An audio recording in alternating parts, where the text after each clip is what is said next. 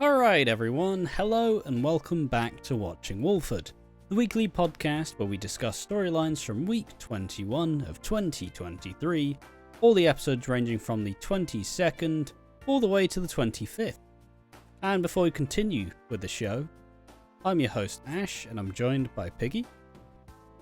Bonjour, senor. And we have two lovely announcements.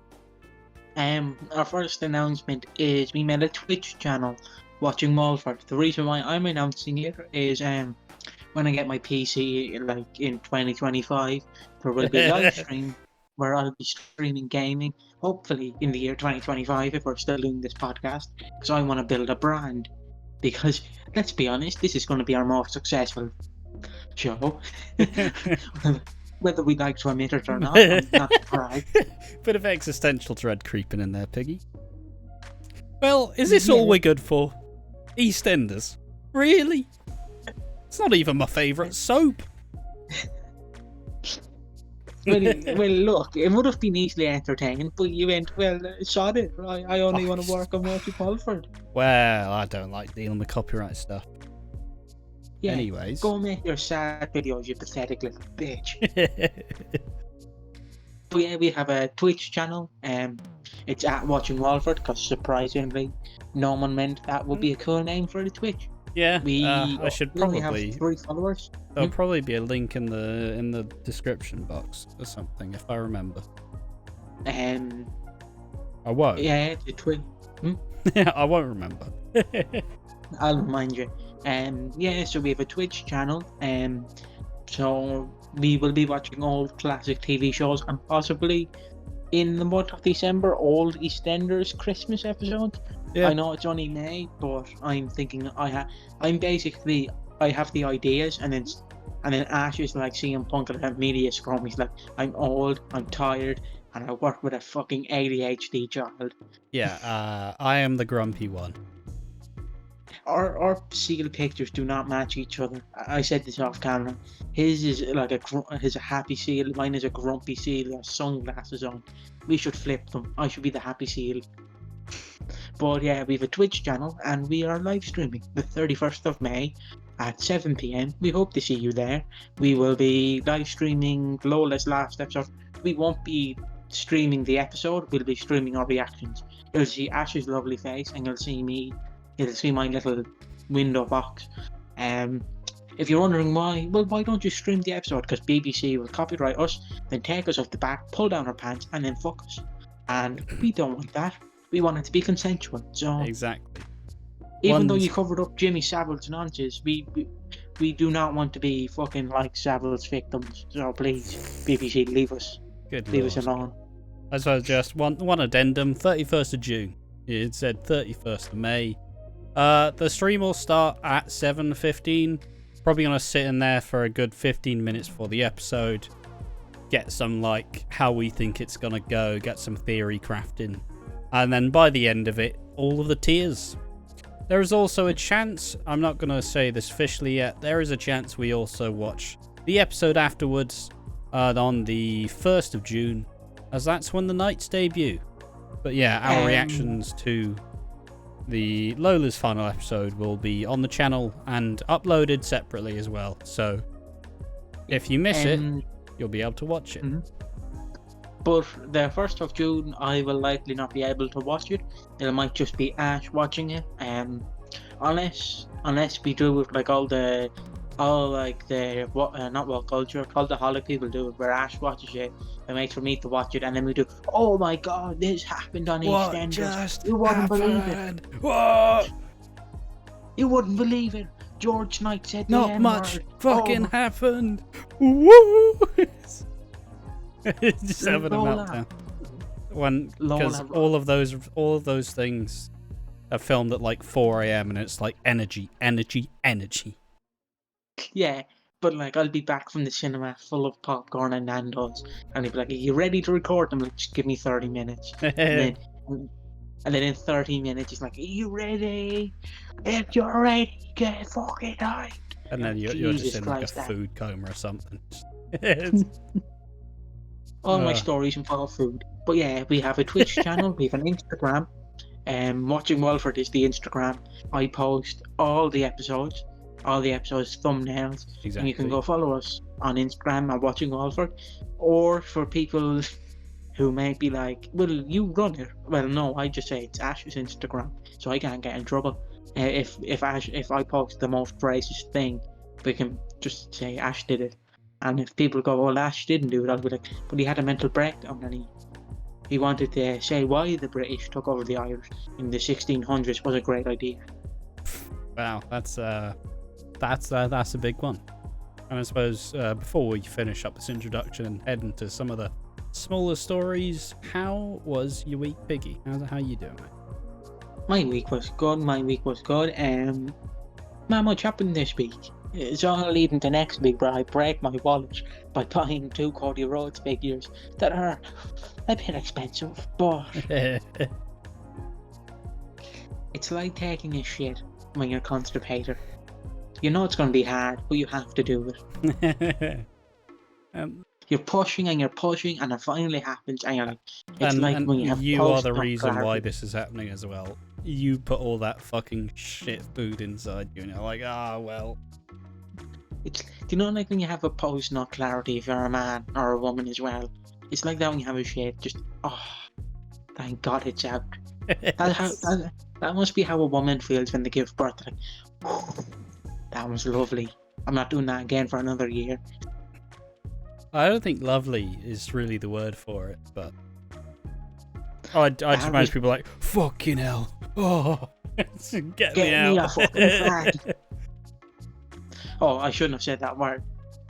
It's a cigarette. It's British talk. It's fine. Yeah, they're just like, get me a fucking fag there, love. I want a fucking fag. That's what they would have done in the 80s. Exactly. I digress. If that word offends you, well, I don't care because I'm referring to a cigarette. I'm not going to be like the PC police here. I have to refer to it as a cigarette. I will say the word knickers and fag on this, and there is nothing you can do unless YouTube somehow take us down a second time. The only word that can be censored on this podcast is the C word. The F star is fine because I don't think they really care for it unless we say the full word. That rhymes with baguette. If we say the full word, then YouTube will have a problem. But we're saying the shortened version, so it's fine. I mean, I'll avoid using it anyways. I just don't like the word. Growing up in British school in mid 2000s, mate, that was thrown around more than the N word. Ben Mitchell in Trauma Storylines. There we are. Kept it on brand. Yeah, so it's been a pretty good week. We did our first live stream. It went well. We watched some Takeshi's Castle. We did. I think apart from EastEnders, I think we'll become a Takeshi's Castle channel. There is a lot of Takeshi's Castle that's worth watching, I'll be honest. Yeah. Also, hole in a wall. You gotta love Hole in a Wall. Watch some fat lads try to get through a fucking wall. It's like me trying to get in the front door. I can't fit. I can't fit. I've got nothing left, Phil. I can't fit. But yeah, my week's been pretty good. There was a lot of discussions behind the scenes in the Watching Walford meetings where I was pretty enthusiastic and Ash was like, Jesus Christ. Okay, so you want to do this? Yeah, it'd be really, really fun. Fine. That's all I'm gonna be like Ash is just like, I'm just gonna be known as the guy who did EastEnders for a living with Takeshi's Castle and a hole in the wall. What is my life? And I'm like, yeah, it'd be fine. It'd be better than, well, I don't know, would it be worse than selling your own dick pics online? I'd say it'd be better. Yeah, but I feel like one's more of a flex, isn't it? The other one you kind of you just hide away in embarrassment. Well, it's true, because at least with dick pics you make money. But watching Takeshi's Castle, you just get people commenting going, I bet you couldn't do that in real life. Was your fat, get it? You're like, leave me alone. I'm currently full of bananas and chocolate and popcorn and Pepsi. Leave me alone. Exactly. I'm a squishy little thing. But yeah, my week's been pretty good. How's your week been? How's your post-nut clarity with your friend been? How's your social anxiety been? Yeah, it was a social last week. Didn't really get much of a chance to rest. My feet still hurt. And it's been a long old week. So, but the EastEnders was good, and the Twitch stream was fun. And shout out to Sid. Thank you. Yeah, true. His Twitch will be linked in the bio as well, if Ash remembers, because I don't follow Sid, but hopefully it'll be linked. It's an exciting time. We're getting a bunch of fresh new ideas. We're slowly pushing them out. Just like Lily in about 4 months. Yeah, that won't be shown on camera. By the way, I follow Lily. I follow Lily Slater on Instagram. Yeah. I don't know why she has an Instagram account at 15 or 12. Well, like the actress. The actress herself, yeah, the actress. I think her name is Lily in real life. I think it's like Lilla. Well, it's Lilla. Sorry that she had to be fucking posh and add an A instead of a Y. Yeah, I suppose. Mommy, don't call me Lily. It's Lilla. Before we digress anymore, let's take a look at some of the storylines we're going to go into in this episode. We're kicking off with some slightly lighter stories, some slightly more fun ones to go through. Ravi and Chelsea. This week, their relationship's been shown a little bit more, and more so the fact that they're actually possibly going to go back together. They definitely are. They definitely are. There's no fucking way they don't. The other one is going to be Freddie's ADHD. Mr. Hawthorne is back, his old teacher who used to bully him, and is still going like, listen, alright mate, you show so many fucking symptoms. And obviously in this situation, I've been diagnosed with autism, so I'm going to give a bit of a take on what that kind of process is like. And might be quite refreshing. Obviously, autism and ADHD are pretty much hand in hand. A lot of autism can be misdiagnosed as ADHD and vice versa. And the final small little story is this week there was a pub quiz and we got to see Reese and Sonia go against Alfie, Freddie, Mr. Hawthorne, and later Eve. And fucking chaos, as our boy Reese was absolutely ready to go. Can I just say, right? I know we're going to touch on it later, right? Do you know, like Ross Kemp took out 25 men by himself without any guns? Exactly. I'm not saying Sonia is dumb, but Reese single-handedly nearly won the quiz with a one man by himself. It took them 5 people, and it took him 1. I understand it's a silly show, but that just means Reese is more smart than 5 people, and one of them is a teacher. Exactly. He nearly punched a teacher. And yeah, obviously we'll touch on that a little bit later, but not before we continue forward with Stacey's Onlyfans secret has been revealed. The images got leaked. It caused a big kerfuffle amongst the Slaters, and Lily was absolutely mortified. I'll be honest, I would never speak the way Lily spoke to her mum. Like, I would never speak to, like, my mum. Or, like, I doubt you'd ever speak to your dad like that. If my dad went, look, Sean, I'm selling dick pics online, I'd be like, my man, get that fucking money in. Get your knob out, I don't care. Here are some tips. I suppose the fun bit is that we are pretty pro. I would call it sex work. I wouldn't really describe it as sex work, but it's not sex work because see, it's a muddy line in my opinion, because sex work involves you sticking a dildo up your ass, or from what many people probably know, someone sticking glass up their ass. That Good right. old one man in one jar. He is doing fine. Don't you worry. To me, a sex worker is someone who's actively having sex and selling it online. Shout out to Beard, who is a famous Onlyfans sex worker. Someone like I can see all of you is not a sex worker because she's a trans woman showing her trans pussy, is not a sex worker because she only does pictures of herself naked. There's a difference. Yeah, fair. I suppose not. Someone I mean, likewise, I don't really have a bad opinion on any of the above. I actively support. Well, I say actively support.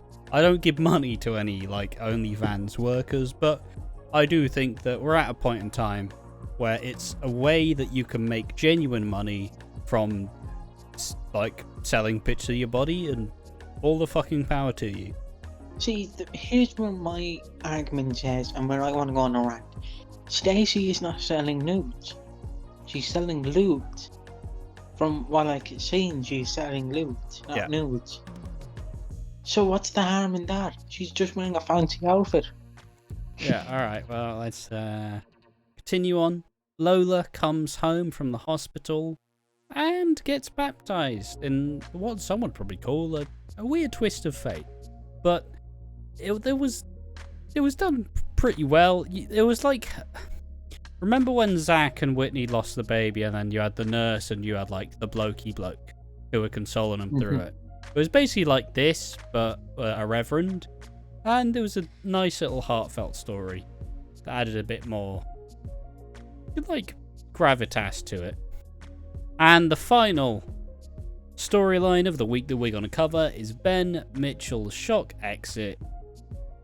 He's had a bit of a meltdown. He's had an absolute meltdown because who is prepared to let Lola die? Literally everybody except for Ben.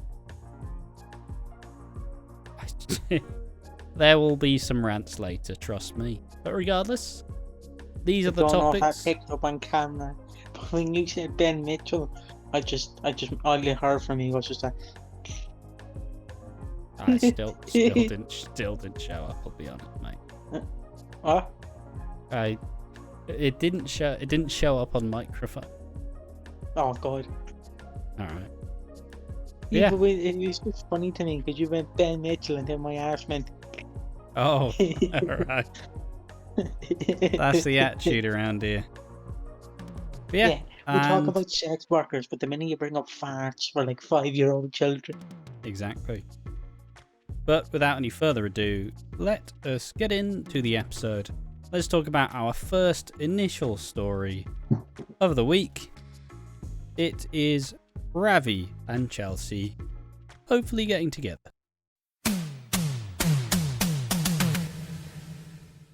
And continuing this on, as we just said, Ravi and Chelsea, they were together. It got outed that Ravi was actually just trying to shag her mum and blackmail, all the above, things you love to see.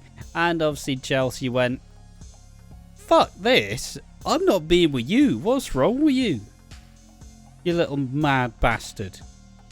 And it resulted in a lot of tension. It didn't really go anywhere. But this week we see a nice little gentle subplot. Ravi tries to get back into Chelsea's good books. Now, Picky, I'll remind you, they were together for approximately 1 month. Who? Chelsea and Ravi? Yep. Oh. And it's genuinely, it's like he burned down a bridge. Exactly. I was fucking trying to cross that. It's like, well, it's still there. You still walk over it. No. Alright, sound. How does he try get onto Chelsea's good books? He tries to help Finley and Felix, who with their little windfall fortune that Avery left behind, they want to invest in their own little restaurant, but Ravi kind of goes, listen, alright mate, you've only got $6,000, this is London. Good fucking luck. How about you sell your sauces? And well, I didn't know he wanted to sell cum. Well, that's something. well, yep, sure, you have that one. I'm not touching that fucking barge bolt. And slowly through the episode, she starts to go, maybe I actually like Ravi. And likewise, Chelsea begins to forgive Denise. And it looks like she's going to move on, like, going forward. And not really have issues with either party between that sort of affair. So it's come out, it's back in, and did any of it matter? Not really. No. Back to square one in about 3 weeks. And I suppose another one which also got picked up then dropped is Freddie's ADHD storyline, which once again we will segue into. Lovely dufter.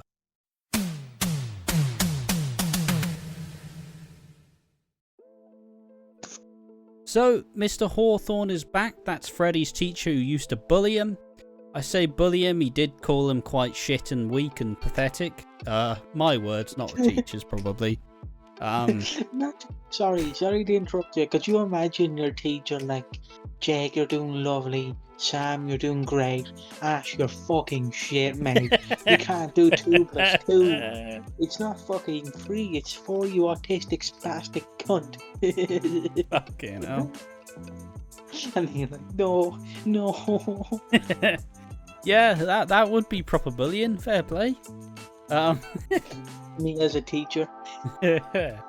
And I suppose it was an interesting conversation point to me, at least. Obviously, because the processes. Excuse me. The processes of getting like an ADHD diagnosis is quite difficult because it's a long-winded process. You have to like go through a bunch of like behavioural shit, and you have to get referred. And yeah, I can relate. If you don't have money, which is suggested that Freddie is going to sell a massive TV that he won in said pub quiz, that he's going to go private and maybe like fast track his way into an actual diagnosis. So yeah, it's been, like I said, they stopped and started it over again with this storyline. They didn't really know where to take it, and it, fair play, allowed it to have time sink away. But in these episodes, Mr. Hawthorne brought a behavioural therapist to discuss some of the symptoms of ADHD and to see whether Freddie actually exhibits symptoms of it. It's become a weird little like kind of buddy thing between him and the teacher now. Like he did just call him for the pub quiz. I love. No, you have to admit, it's funny. Like, who am I gonna call? It's like if you had a childhood bully. And he's just like bully. The smartest fucking man I know. Not me. My teacher. My bully. What? Why did he say yes? Has he not got anything better to do? I'm not going to name the teacher's last name. I'm just going to refer to him by his first name. It was like last year when Owen, it was one of my former teachers. So basically, we had a post-graduation party last year in a local pub of ours. There's that spot in the town. Yeah. And it buggles me. Basically, he got absolutely stinged out of his mind. Okay. He was pissed drunk. And so I'm wearing a dress. And I go in to get a photo. I wrap my arm around him. He wraps his arm around me. And he goes, "Piggy, you look fucking lovely, mate. You are beautiful. Don't tell anybody what to do with your life." Oh, fuck, I broke thing. That's fine. And yeah, it reminds me of that. It'd be like me calling him for a session. Yeah, that's all. Did you ever hang out with your teachers, or were you just leave me alone? No. When I was out of school, I'm like, don't fucking talk to me. My friend, you know, a bunch of those people who would like find him on Facebook and be like, "Oh, can we be Facebook friends?" And teachers like, "Well, no, that's actually really unprofessional. There's a bit of conflict of interest." And then the one that they like they had anyways. But yeah, I suppose to wrap it back round to the ADHD thing, obviously it's fairly stated here. I was diagnosed with autism, and it was a fairly long process.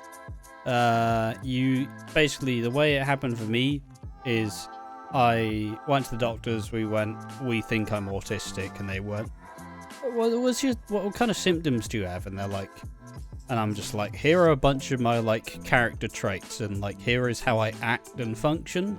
And they went, yeah, let's refer you. And this was in 2019. And at the time, I was convinced it would like change everything and like help fix my brain. Lo and behold, still the same brain, for fuck's sake. Didn't fix it. If I can have the floor for a second, I'm on the spectrum for autism as well. We don't know what autism, because there's levels. It's like a cake. There's levels to the cake. But yeah, I was referred last year, and I still haven't got any word. We're still waiting. Yeah. I keep looking at the letterbox every day. It looks back at me and it's like, not today, Junior. Not today. Yeah, and it took me 4 years to cut the story short. It took me 4 years to actually get a diagnosis. It'll take me 5 years. In maybe 3. No. 2019 got diagnosed in September 2022. Yeah, 4 years, give or take. It was 3. Well, I wasn't the numbers autism, but regardless, I think the one most interesting point, which they did good when writing, is Freddie says, yeah, but what if I'm not, though? Which I was fucking terrified. It's like, what if I'm not actually autistic? What if I'm just weird? What behavioural quirks have I established? Do I have attachment issues? Is it all from trauma? Is this why I'm fucking strange? So is it like, can I bring him? Am I allowed to bring him up? Yeah. I thought you were going to say, is it because my dad died? Is that why? I mean, I was genuinely like, is it just trauma because my dad died? Like, why the fuck? It was wild. Obviously, all my mates at the time went, mate, come on. You can't actually think you're not autistic, right? And I went, well, you never know. Imagine blaming the dead. Like, it's your fault, Nanny, I didn't win the money. It's your fault. Yeah, that was wild. I suppose just to put it to a close, like I said, it's an interesting cover to shed some light on like ADHD and the diagnosis process, and maybe our little bits of information could have helped. Yeah, but I'm glad it's not just like you might have ADHD, tough. We won't hear about it for 4 months until like Christmas. Yeah. And this segues into our final little small story, is the pub Quiz Antics. Amongst the sad Lola stuff and the empowering Stacey stuff, we see the Slaters and Reese. They're engaging in a cheeky little pub quiz. Now let me tell you, Reese was originally gonna be on Freddie's team, but Freddie went, nah, Camp Slater needs this, and he went, I'll just form my own team then. And let me tell you, everybody loves a competitive man, and Reese was no exception to this. He was shit talking up a fucking storm. It's like, well, are you sure you didn't want me on your team now? And then like the teacher's like, well, I was actually a fucking quizman general. And then Reese is like, well, I was a Coventry quizman general, you little bitch. It's just I didn't specifically take any notes of it, but Reese is just on a fucking... He's just so aggro this entire quiz. If you want some laughs this week, watch the pub quiz scenes. No, because what's funny to me, like, because there was... Right, let's count this all on. So it was Freddie, Alfie, Eve, the teacher, and Bobby. So that's 5, isn't it? Yeah. And then Reese's team, it was him and Sonia. So Reese nearly took out 5 people by himself in a quiz. Like he's the Thanos of pub quizzes. But it's just the best. He just kept making snide comments, and it honestly made my day. I thought he was gonna throw the chair at the teacher. Nah, he's not that aggressive. He'll make the snide. The best bit is the Slaters managed to win, and then Sonia's like, "Oh, it's fine. The telly's too big anyways," and he's like, "It's not about the telly. I wanted to win." We love you, Reese. Yeah. If we can find, what is his name? Johnny Caldman? Johnny Freeman, something like that. Yeah, if we can find him on Cameo or something, I would pay for him. Like, even if he could come onto the podcast, I just would love to talk to this man. Yeah. Like, he makes my days. I understand it might sound corny, but I wouldn't be watching EastEnders if he wasn't on it. Because even in scenes he's not in, he does steal. Yeah. like I can't believe he went head to head with a fucking teacher. A person who got a degree. Like a person that's qualified in this. He went head to head with them. And he's somehow a murderer, according to the EastEnders wiki, or not wiki, Reddit. Yeah, but he is, so isn't he?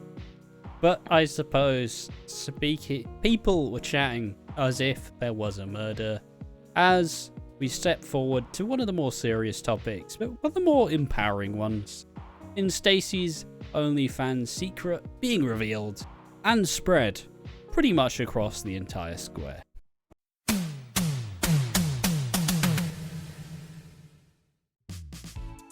I'm gonna go on a rant here. It was lewd. Not Hold nudes. on.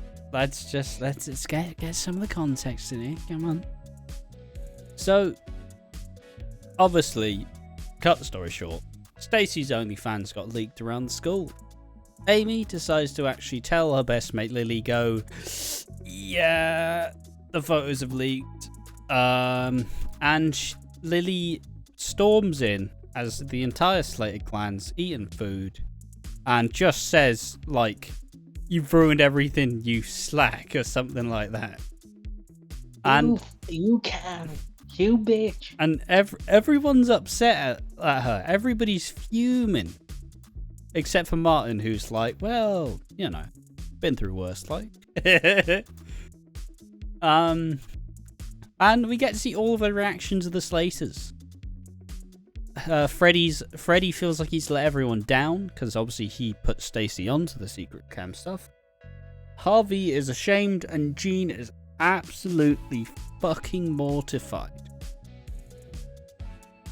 Well, probably one of the most, if any scene from like this year like makes it into like the like iconic bits of EastEnders, Stacey, even though the leaks happened, did go to that PTA meeting and there was one woman who was being a bit snide and like, it's like, "Oh, well, do we have to pay for you to be here?" And was really like snappy. Gave her a proper Stacey Slater and a proper classic EastEnders, like, "You're the fucking problem here, you little fucking rats. You guys didn't treat everybody like such pricks. Maybe we can actually be here. Maybe people won't be getting fucking bullied for this. Some people make good money out of this, and they're so much better than you." And it was a classic. I also have to add, Stacey Slater plays the best "fuck you, I don't care" I'm me on the entire square. I agree. There's just so much good stuff. Once again, we've been suggesting a lot of scenes this week, but Stacey yelling at all of like the mums at the PTA conference. Watch it, it's tremendous. Continuing the story, Lily calls her mum a dirty slapper. Like we said before, I wouldn't call my parent that. That's not on. Have some fucking respect. And perspective. It's not like Stacey killed someone with her teeth. I don't know what her would be quite take impressive. Like. Was she treating it like a fucking elbow drop? Anyways, let's not get sidetracked on it. But it's, I don't like the way that, like, Jean, I understand being mortified. That I understand, because she's from a different generation. Yeah. That generation is like, what? You get your baps out and people pay you? Why don't you get a real job working on a building site? And like, look, 15 quid a month, people get to see mine now. Not bad deal if 30 people subscribe, is it? I make more than that fucking builder. Yeah. But like, I understand Lily is only a child. Well, but Lily, you're 12 and pregnant. Your mom. If anyone is the slapper, it's fucking you, you little knobhead. You got pregnant at 12, you fucking slut. You are a slut. The dirtiest slut of them all. If my child slept with one guy. If my child at 12 came back pregnant, I would call them a slut till the cows came home. Because at 12 years old, you should not be experimenting with sex. You should be experimenting with Barbie dolls. With fucking, not like, sex. you magic fucking sand. You fucking pathetic little bitch. You given out to your mother. Your mother gave birth to you. And you decide to have sex at 12 years old. I wouldn't be surprised if you got a HIV out of it. Or AIDS. You fucking slapper. You fucking bitch. Die. Yeah, Jesus. In a game in Minecraft. You fucking slapper. Leave your mum out of this. I'd pay for Stacey's Onlyfans. Not yours. You're only 12. Yeah, I'll be arrested. Yeah. And I just don't have anything to add to that. I'll get into it a bit soon after. Fucking hell. And basically, Jean speaks to Freddie, and Freddie kind of goes, "Yeah, listener, we're in a pretty rough spot. There's no fucking point in like holding this beef." And then Jean kind of goes to, so take what Piggy just said for like the last 2 minutes, and then apply it to Jean, essentially going, Lily, how come you're such a fucking loser? Such a little sulky bitch. You've been saying treat me like an adult the whole time, and now you're acting like a fucking child. Grow up." You pathetic little bitch. No, I agree with Jean. She's been acting. She wants to be treated like an adult. You're 12. You don't know what blood is from your pussy. You don't know who Bill Gates is. You don't know who Freddie Mercury was. I don't know why knowing Bill Gates is a requisite of being old. Like you know what I mean? You're 12. Yeah, morally, you should be fucking spinning around in the playground playing tag. Yes, but no, you decided to go out and have sex and have a child, and then you call your mom out for being a slag. A slag? You fucking slag yourself. Like, what the fuck are you doing? Like, you're complaining that your mother is shamelessly selling herself online, and then you go and slander your mother. You're the one who slept with a 12-year-old. I'm impressed at how much more Irish you've sounded within this rant. You fucking slag. But honestly, there's enough gold in this one. To finish off what actually happened story-wise, Lily, Stacey, and Jean all sit down and they think it through. Lily then asks what it's like to be on the secret cam. I get. There's a lot of dissonance here because she is still supposed to be 12 years old, but she acts like 15. And yeah, if you were 18, I understand. Really strange, but I don't know if it was supposed to be empowering to talk about how, like, what Stacey actually does with the secret cam. But I get that she's pregnant, like, but even at 12, I wouldn't fucking tell them, like, oh, well, basically, I get me fucking knob out and people say, oh, yeah, I'll windmill it, Lee. But, well, maybe spare the details, you know, maybe. I get she asked a question, she being, like, inquisitive, but maybe don't. No, see, how I would tell a 12-year-old is I'd just go, well, we eat ice cream in nudes.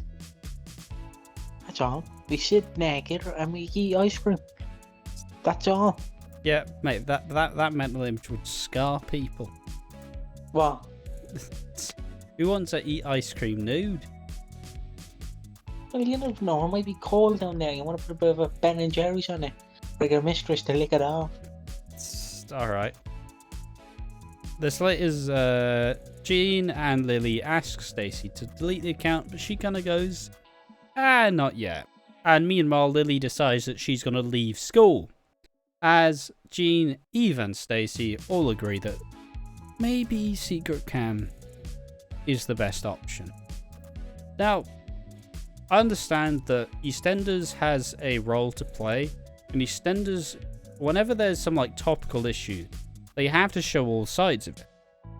They have to show that, yeah, like sex work can be empowering, and obviously, you know, we've said we don't use the term sex work, you know, like these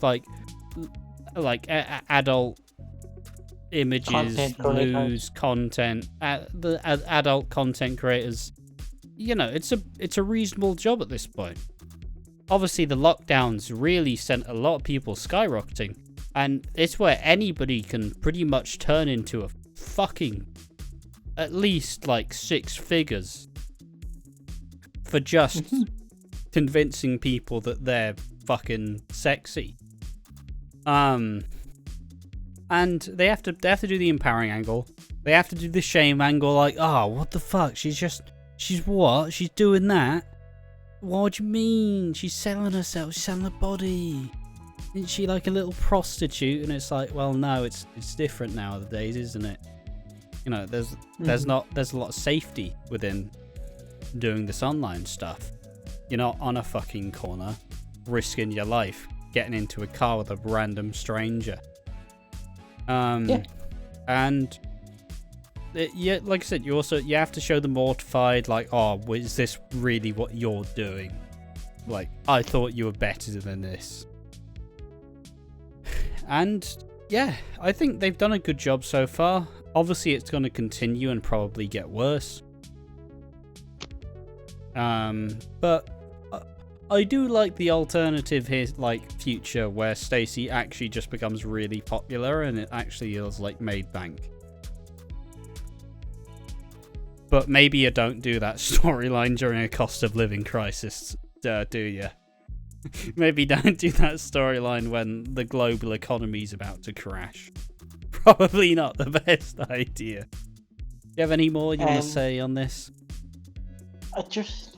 If anyone who wants to become an adult content creator is listening, go ahead. Do what you want to do. As long as you're of age.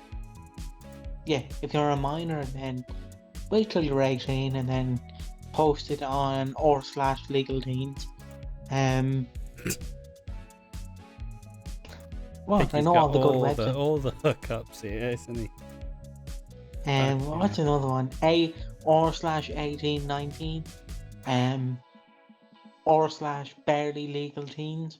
Oh, Jesus. But yeah, I don't want to. I'm asexual. I don't want to be involved in any of this. But yeah, what was I going to say? Basically, if you're of age adult content creator, go ahead. is there a possibility your news get leaked? Yes, but But I mean, if you're happy to put them out there anyway, it's like, if just look at this perspective, if your nudes get leaked and say you're making 50 quid a month or 100 and your nudes get leaked, think of it this way: if your nudes get leaked and people go after they had a wank, they go, "Oh, that's a lovely body." Yeah, they go, "Oh, that's a lovely body. I should subscribe to that." Then they might. Think of it. It doesn't matter.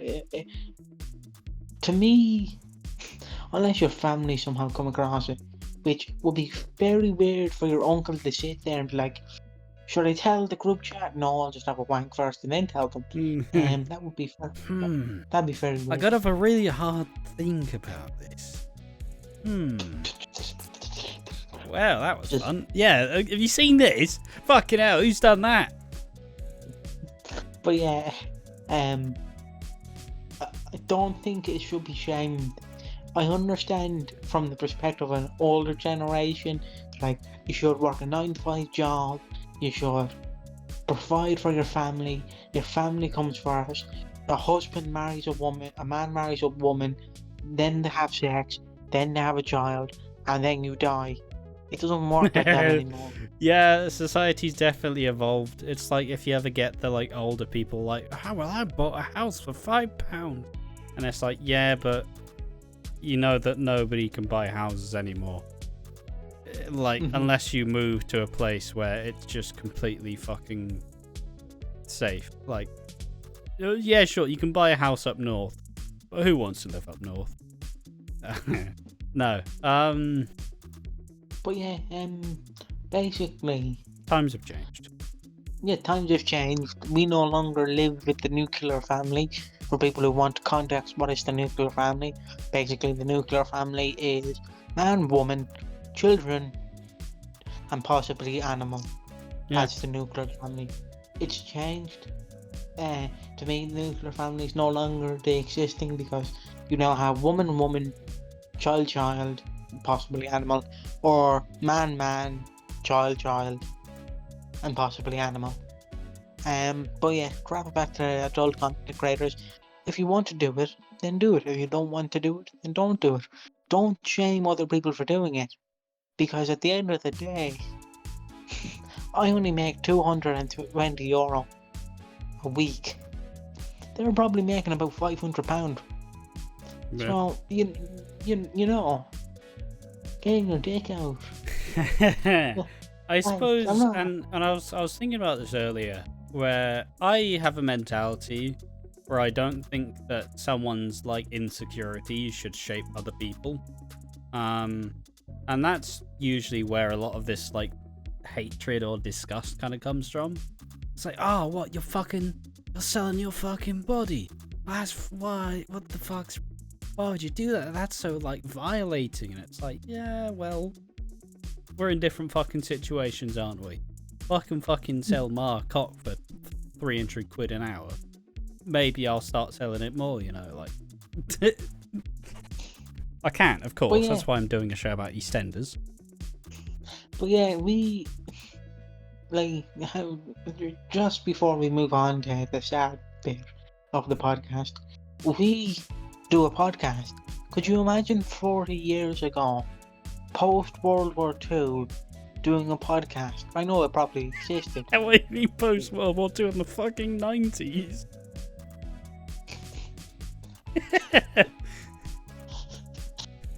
But you know what I mean? Imagine during World War II doing a fucking podcast. Yeah, times are completely different. Hitler's coming in. Be careful. He's coming in. He's going to talk about the Jews. Oh no. And then like upload it to cut the feed. Upload it to BBC.com. Just Hitler goes on rant about Jews. You won't believe it. Hashtag not clickbait. Hashtag real. But yeah, like, we do podcasts for a living. Well, I do a podcast for a living. I don't know if Ash wants to say publicly what he does. He's not an adult content creator, but he works in something else. But this is basically my job. I get paid by the government to do this job and do pigs and frogs. And people might not like it, but I chose this. I much rather would do something I'm comfortable with than something I'm not. I can't work in retail. I can't work. Well, Ash can't. Well, from what I'm told, you can't work in retail either. I tried to work in a factory. I fucking failed. I tried working at a festival. I fucking failed. Yeah. It's a generous world that people like us who are probably terminally online can find spaces where we can be comfortable and feel like we're actually doing something worth a damn. So yeah. We want to build a brand, basically, and we want all of you who join us on this journey to help us, basically. You people make us do this podcast. The people who don't even comment, who just you're like the lurkers and Onlyfans. We love all of you, but I think I said too much. And be careful, Hitler might be coming in to say something about Gandhi being cancelled from Clone High Season 2. Alright. Segueing this away. Straight from the fucking wacky, weird shit, adult content creation, ineligibility to work, all the way to someone who's about to fucking die. She's gonna be dead very soon. Lola is coming back home and getting baptised.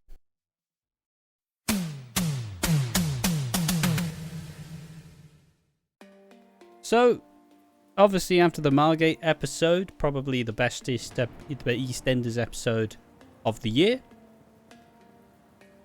Lola is returning back home with a lot of support from like the nurses and like the health team, and this does put a lot of strain on everyone. We get to see the family and friends band together to try and support, like when Phil tries to help Janet get some revision done. It's nice to see wholesome Phil this time. I love Phil being like, Janet, I'm gonna help you with your if Phil Mitchell was a real human being, I understand people go, well, Steve McFadden is a real human being, but I'm talking about the character of Phil Mitchell. Yeah. I would love to hang around his house. Do you know how much fun it'd be to have wholesome Phil Mitchell help you revise for your exams? It'd be absurd. He'd be like giving you some hot chocolate, like just 5 more minutes, right? Then go sleep. You know, you can't cram it all at once. He's just laughing. Mate, it'd be wholesome. A lot of people hate the Phil Mitchell character, and he has done a lot of really like awful shit over the years. But the current iteration of Phil, where he gets to be wholesome, is probably my favourite Phil Mitchell of a lot of years. I love wholesome Phil because I understand we're supposed to be talking about Lola, but like, the way. True. But the way like Steve plays Phil, like he makes you want to hug him because he's been through a lot, but you just want to hug and pat him on his bald head like Reese and just be like, everything be okay, Phil. Exactly. As Phil is like, I met you a hot chocolate. Enough of wholesome Phil. Tell us whether you like wholesome Phil in the comment section down below. Should wholesome Phil become a part of the podcast? The answer is yes. And one of the better scenes of the week, as mentioned earlier, is where a reverend talks about Lola and about dying. And this kind of allows Lola to feel a bit more comfortable, a bit less scared of everyone. Previously in the episode, she's like, nah, I don't want anyone to see me, but after this conversation with this reverend who essentially just goes, listen, alright, you've got nothing to be scared about. There's no need to be like fearful of dying. Like, this isn't the end. You know, this might be the end of the chapter, but you know, you should be good. And she gives a very poignant like talk about someone called Magda, who could have been a daughter, but in my brain is her like wife or something. That's what I thought initially. Had no evidence to back it up. Just love the gays, me. Absolutely love the gays. But you know, she talked about how she was skeptical of God when Magda died, because what God would do this? But through time, the faith has like carried on, and ultimately it just helped Lola have a lot of peace of mind. You could tell the immediate confidence boost she had after speaking to this reverend. And after this conversation, she decided to get baptized as well, in front of her friends and family, which means in the afterlife, Lexi and Lola will be able to find each other. As obviously Lexi was baptized. Seems like Lexi has like a slight like belief in God, which was kind of interesting to see. But yeah, and they shot it really interestingly, because they shot it like she was Jesus. Like they had this really like weird like high angle, slightly wide lens as though it's all in white, and there's this like beam of light beaming down. And I think it was a good scene because it shows that everybody there has pretty much accepted like everything we do now, we do for Lola, because she's fucking dead soon. See again, because this hits home for me. See, life is not like EastEnders. You don't know when the last time you're gonna see your loved one who's in a orthopedic bed or a hospital bed. You don't know when the last time you're gonna see them. It's not like you can go, well, Gran, you're supposed to die May 13th, so you're fucking dying May 13th. But yeah, like this relates so much to me. Like people don't understand. This was my last year, like in the year 2022, not like last year, as in this is my last year of life. And this just hits home. Like you don't know when the last time is you're gonna hug your, in my case, your nanny thing. Like, you know what I mean? It's just lovely to see. Yeah. I'm kind of glad it's not like, well, she's dying. Well, whoops. Tune in next week where we see Phil get his knob out on secret cams. They've, like you said, they've given it a lot of time and like room to fully express itself as such. Like, they've given it so much of the airtime in this like past year. And it's just given all of the actors so much like time to work and fully convey how like crushing this sort of thing can be.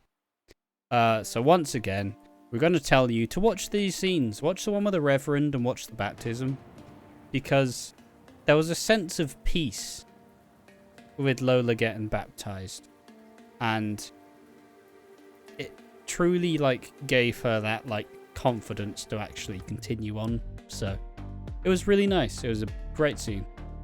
Any other thoughts about this? I mentioned this off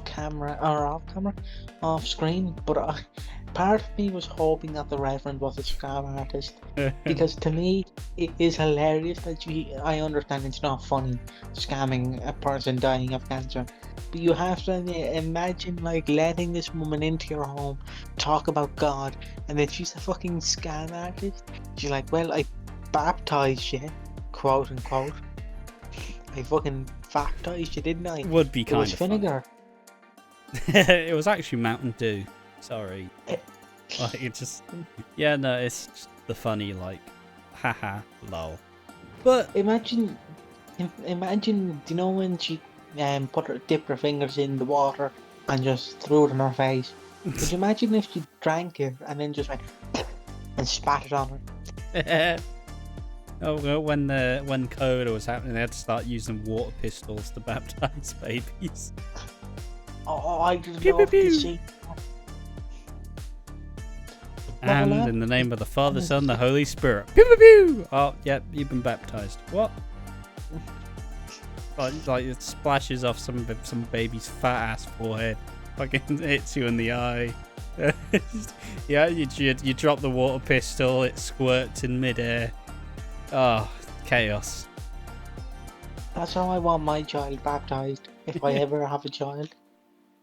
No, Reverend, you're not putting your fucking hand on him. Get that pistol out, love. Where's And that fucking pistol? I suppose the next thing, excuse me,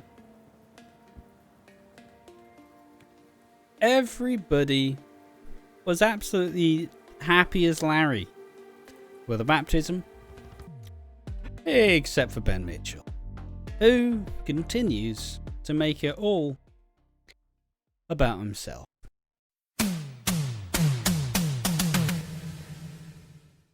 So, Ben has been a massive dickhead. There we are. Had to reroute the language there. Over the course of the week, he's spent his time refusing to believe that Lola's dying, and he's like, nah, you're not. You're just giving up. You're not fighting. And it's like, mate, she can't fight anymore. She's dead. She's like, she looks like she looks like your like microwave lasagna meal after you've like cooked it in a lovely little dish, came out beautiful, and then you come home drunk the night after. You put it in the fucking microwave, and it's just shit on a plate. It doesn't even taste like lasagna anymore. Like, that's how far gone Lola is. But instead of him just going, you know what, she is dying. Maybe it's time to say goodbye. You know, just, it's alright, you're gonna be fine. I'll look after Lexi. No issues. He's first and foremost fucks up as he tells Lexi, yeah, she may be dying, but she'll be there on the first day of secondary school. It's fucking June, motherfucker. That's a year. That's 2 months. That's 3 months. Like, mate, that was out of order. Imagine your mom is dying. Well, for you, your mom's dying. I can't say imagine your dad's dying. Already did that. Imagine your mom's dying and Already you have a very tick that younger... off the bucket, the bingo card. Imagine, like, you have a younger brother and you're like, yeah, mom will make it to see you graduate school. And she's fucking not. She's dying now. She dies in like 3 days and you're like, well... She's not... Well, no, imagine you just go to your brother, well, she can make it to see just you in a coffin. Graduate school. Yeah, we won't bury her until, you know... She'll have some sunglasses on, nobody will notice. It's like, funny story, when my nanny died last year, I wanted to, because you see all the grandkids that you haven't seen in years. Yeah. You can see your Ben and Jerry's. I wanted to, my nanny had a stair lift. Yeah. And she used to have a remote to it. And I wanted to take her out of the coffin, put her in the stairs, and then bring her up the stairs. And basically, do you know like how Jim Henson had the Muppets, where you control them with like, what are they called? That's fucked. That's fucked. What are they called? The hand, like fucking things, the hand, whatever they're called. I basically wanted to grab her arm and be like, hello kids, I'm not dead, I faked it. Oh, that's not a glimpse into our mental state. And then, like, when someone walks in the front door, be like, hello, how are you? Imagine doing that. Imagine your mother. Scar some fucking people for life. But tangent aside, let's get back on track. I also nearly set my nanny on fire last year, which is funny to me. Yeah, it's wild. Yeah, the point about Ben. You're a dick, Ben. Yeah. I had a mate who was losing someone, and basically one of their family members of my friends, basically his family members were basically like, yeah, we can save her, we can do this, we can do that, you know, there's operations we can do. You can put her on machine saying like, mate, she's dying, let her die. Yeah. But yeah, I'm not gonna name that friend. But I don't recommend it. If someone is told, look, you only have 2 weeks to live, spend that 2 weeks together. Don't be like, we can fucking save you, Nan. There's fucking surgeries, we can do it out in Bangkok. You'll be fucking living till you're 100. You're like, no, just let her die. Yeah. And just to continue what Ben does this week, both Jay and Phil tell him off for being selfish and making Lola's death all about himself. Very lovely to see, as I have been harbouring a massive hate boner towards Ben Mitchell, because he just stop. Why have you put him in with fucking Whitney's tragedy washing? Fucking, he's his own character. He doesn't need tragedy all the time. Why is Callum even with him? He's a massive bellend. All Callum does is go, so what, Ben? I'll support you. As Ben's like, well, it's the fucking 5th time I've lashed out at you in a fucking hour. Like, what's the fucking point? And obviously he continues this. He apologises to Lola multiple times. By the end of the episode, he darts off to America to try get some special treatment as a Hail Mary to make sure Lola survives a couple more months. But will it be too late? And will he miss Lola's final days? Hopefully. That's how much goodwill Ben's got from us. Because people who have hope should get the worst. People who like we can get 3 months out of them. I'm like, I hope you miss your family dying, because hope is not going to get you far. That's a lot of pain. If you think hope is going to save Granny Smith, you're fucking wrong, mate. God is not going to listen to you. God's going to be like, well, instead of making her die on the Thursday, she's going to die on the Wednesday. Tune into Dynamite, you bitch. Yeah, alright, thanks God. Cheers, God. But yeah, it's when I was initially thinking about this, I had some big massive rant about Ben Mitchell, but instead of that, I'll offer one of my little rules. Is just because you're mentally ill, don't fuck with the vaguely normal people. And obviously I joke about being like deeply mentally ill. I'm just my mental health just fluctuates a lot. And you know, sometimes your mental health fluctuates. You're slightly off.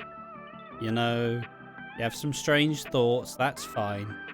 But just because you're feeling like that doesn't mean you inflict your like hurt on other people.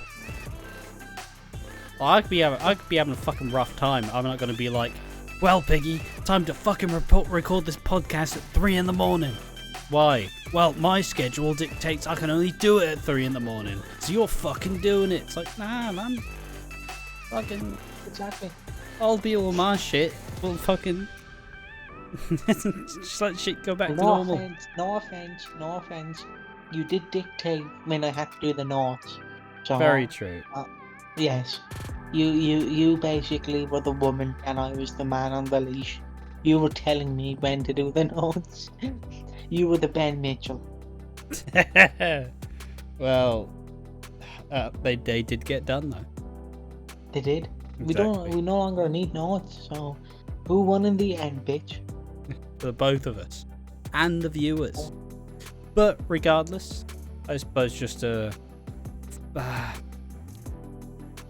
obviously this is painting more room for Ben Mitchell's struggle after Lola dies, because he's going to be a terrible parent to Lexi. He's going to be a terrible husband to Callum. He's going to be a terrible like co-parent with Jay, and he's going to lash out at all of his family as he isn't going to accept that Lola's dying. And it's going to be fucking miserable to watch. And my main issue is just like, why is this Ben's? Give it to Jay. Give it to Billy. Give it to Honey. Have someone have some, like, survivor's guilt or something. Not fucking Ben Mitchell again. What other shit do you want him to have to endure? His boyfriend got murdered when he'd finally just come out. He's been raped. The mother of his child is dying. What are you gonna do? Give him AIDS? Just complete the fucking trauma? Like, just literally anyone else, An abusive lads. dad and mom, or stepmom. True.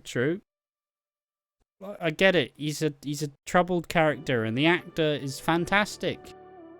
But No, you fuck. shit. No, the actor's fine. It's No, you just shit. no. Come on.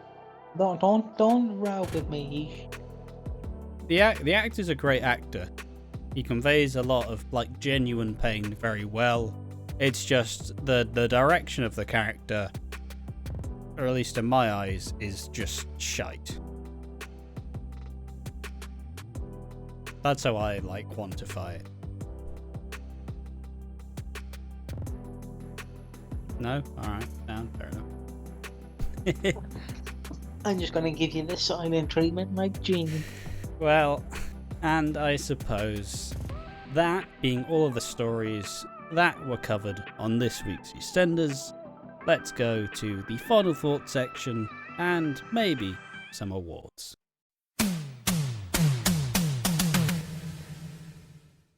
Let's go ahead and do the awards. Obviously we have the awards. I forget. Well, we added a new one like last week, but I forgot what it was. I'll be honest. Maybe 2 weeks ago. Or 2 weeks ago. I think it was like scene of the week. Yes, it was scene of the week. There's a lot of good contenders. I'm gonna give it as in like the very poignant one, just being Lola talking to the Reverend, and that just generally being a very good scene to just kind of talk about dying as if it's not this like ungodly fear, you know, like it's happening and that's fine, we'll manage. It was just a good scene to see. What did you say, Piggy? To quote a rapist, life sucks, then you die. Alright. My scene of the week is Reese getting aggressive with the fucking people. Yep. Yeah, it deserves You're it. shit, man. That pub quiz scene as well is definitely one to watch. I understand Reese didn't grow up in that time, but why does Reese remind me of that 12-year-old in Call of Duty who bullies shit? You're fucking shit, mate. You're fucking shit. Hang up, you N-word. And It reminds our... me- Carry on. I was gonna say, it reminds me of that toxic Call of Duty player Yeah. that everyone has played with. You're fucking shit.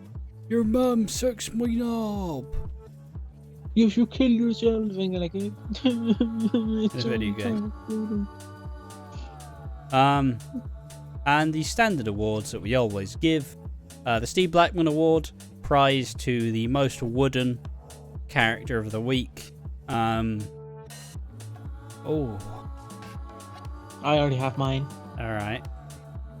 The table that Reese was, like the table that covered Reese, if that makes sense. Yeah, alright. What, the table Reese was sat at? Yes, the table Reese was sat at, because it was the most wooden. Exactly. Mate, this award's shite, isn't it? We'd never actually give it to anything that deserves it. It just lists wooden things. What even was just really...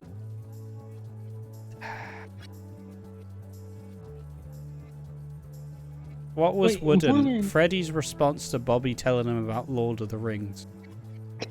What? Mate, Bob, I don't even like Lord of the Rings, mate. What are you on? That was wooden. There you go. And the other ones are underrated character and the Who needs slapping down? Underrated actor. Again, I've got to give it to Reese. His power classic he got.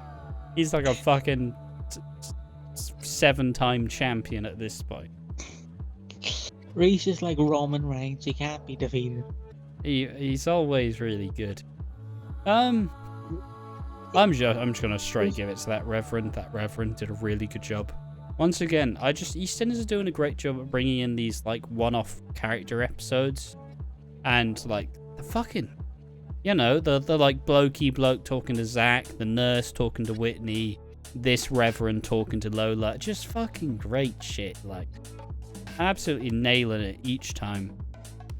And obviously, Ben Mitchell. Yeah. Yeah. Ben Mitchell needs slapping down, and he won't be slapped down at all. He'll come back and he'll be mortified that he missed Lola's death, and he's not going to deal with any of his problems for the next several months, and he's going to engage in his big traumatic eating disorder storyline, which we should all feel sorry for him. He's just such a tragic character. Fuck off. It just winds me up, man. Just needs to calm down. We've stopped giving Zach the tragic storylines. You've stopped giving Whitney the tragic storylines. Well, it's Ben Mitchell's turn now, isn't it? Sound. Yeah.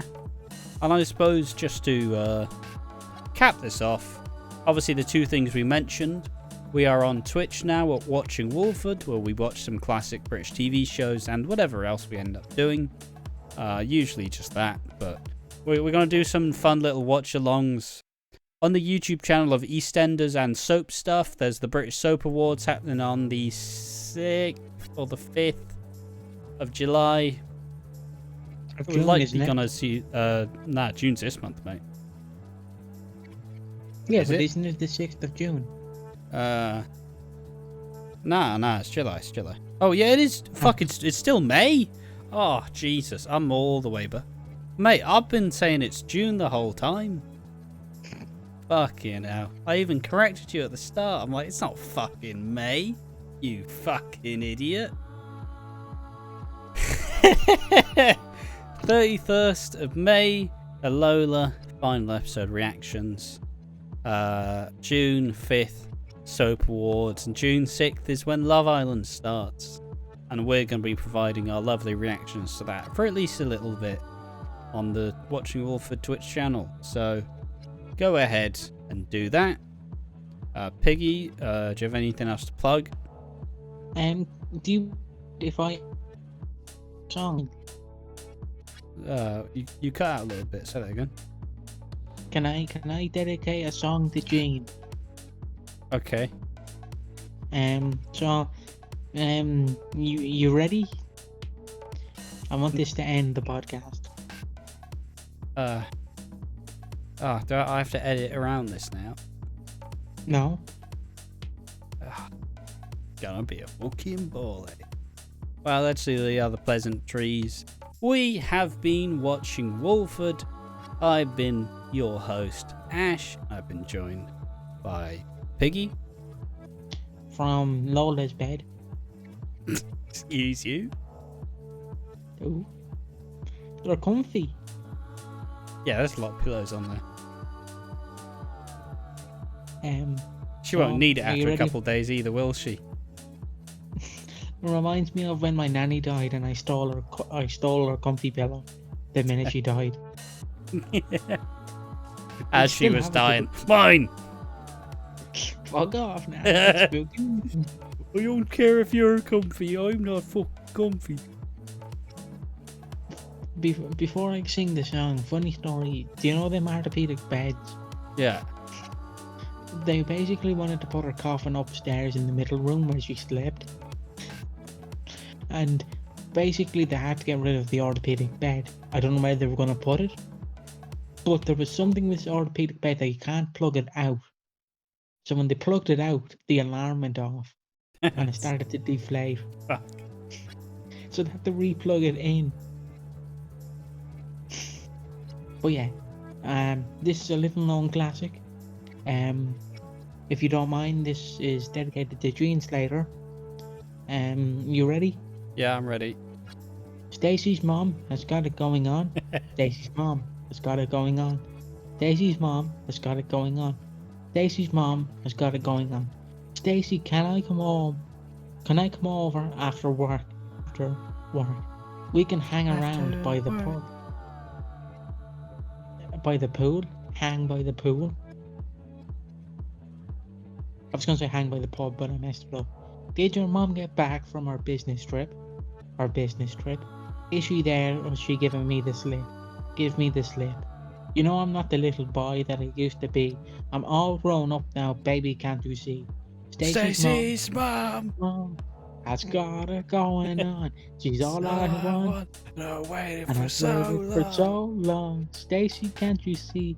You're just not the girl for me. I know it might be wrong, but I'm in love with Stacey's mom. Stacey's mom. Stacey's mom has got it going on. Stacey's mom has got it going on. Stacey, do you remember when I mowed your lawn? Mowed your lawn? Your mom came out with just a towel on, towel on.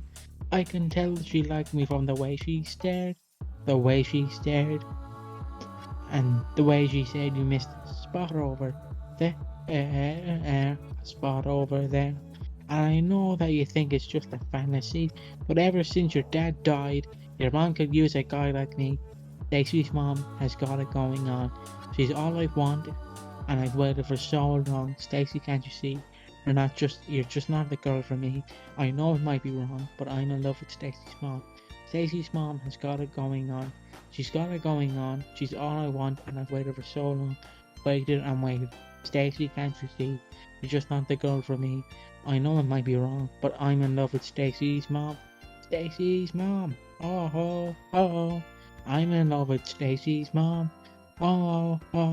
Wait a minute. Stacey, can't you see? You're just not the girl for me. I know it might be wrong, but I'm in love with Stacey's mom.